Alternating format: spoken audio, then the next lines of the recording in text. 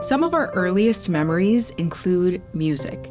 Just think of the lullabies that soothed you to sleep or the nursery rhymes that helped you remember your alphabet. Music is foundational. Classical music shows up everywhere. It shows up in TV commercials and in movies. Classical music really is a way for you to express something that you may not be able to with words. It's something that can be performed by the young, by the old, everyone in the middle. It's just a magical experience. I've been playing music, writing music, teaching about music, and it's still a mystery to me why it works the way it does. There have been studies about how classical music affects the brain, and there's so much that we don't know, but there are some credible signs of those effects. There's long been this notion that listening to music helps build stronger minds. But is it true?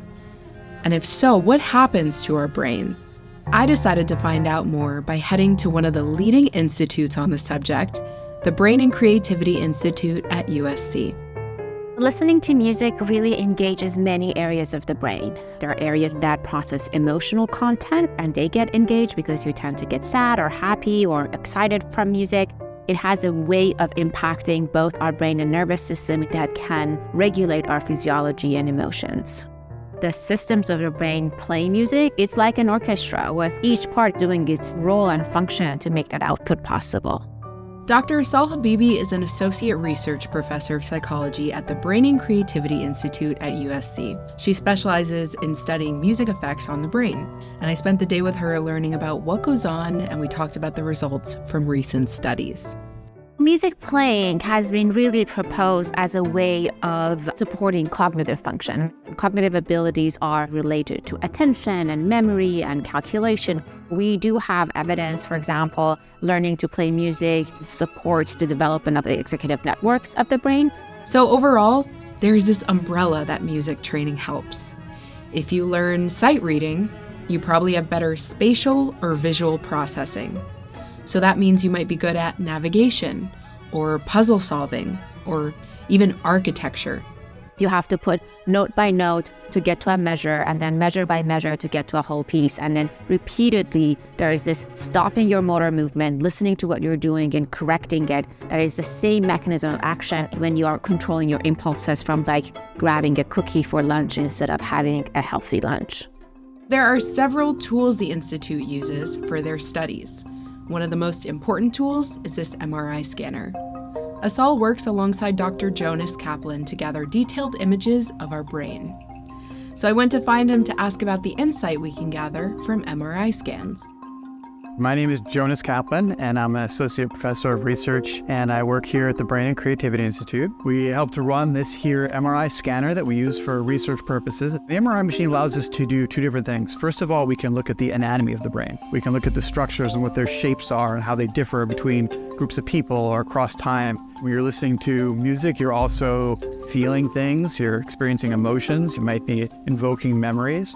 And we really see changes in the whole brain as people are listening to music. In cognitive neuroscience, we tend to distinguish between emotional empathy, which is kind of a feeling what other people are feeling. If you're really sad and you're looking kind of down, I'm going to feel the same way. But also cognitive empathy, where we can take somebody else's perspective and think about what it's like to be in their shoes. One of the interesting things that happens when people listen to the same piece of music, we find that there is that synchrony in the brain when people are experiencing the same thing.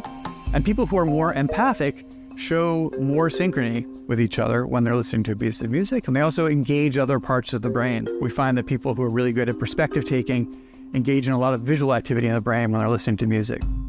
A big part of their research was done in collaboration with the Youth Orchestra of Los Angeles. This organization provides young musicians with free instruments, music instruction, and opportunities to perform on stages in their communities and across the globe.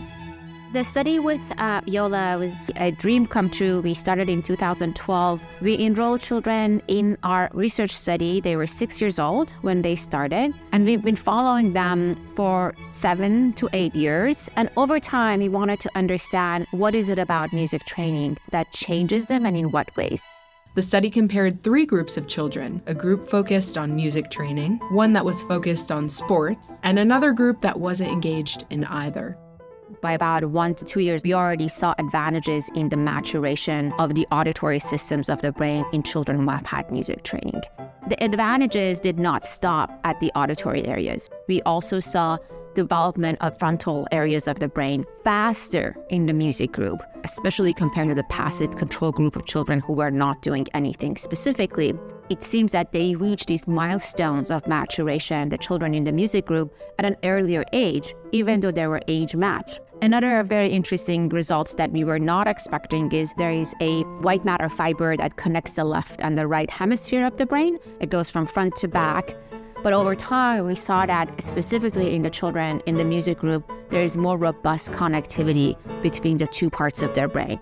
From our observation in terms of doing this research is that with the children, YOLO was not a music program for them, it was a place they belonged to, their parents belonged to.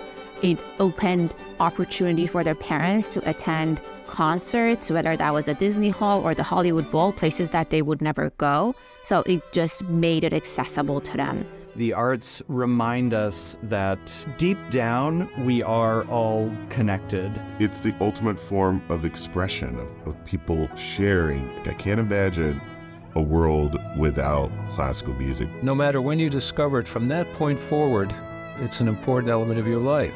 It's not just about nurturing the love of classical music, but it's also celebrating it. You may not know what it is, and there may be a lot of reasons why you thought you shouldn't be listening to it, but given a chance, it could change your life.